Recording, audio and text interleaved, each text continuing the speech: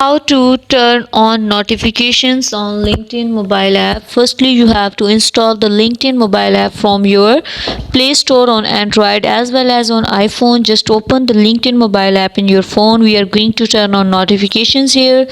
Before this, just make sure watch the complete video and follow each step carefully to avoid forgetting anything and making mistakes.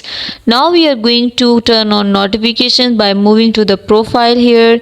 Now clicking on the settings here, you can see after clicking on the setting different options at the bottom, you can see notifications like this. Click on the notifications here. You want to turn on notification of, like I'm going to turn on notifications of messaging. Just turn it on or turn it off by your choice. Like I am going to turn on notification of my pages, groups, attending events, news reports, updating your profile, verifications.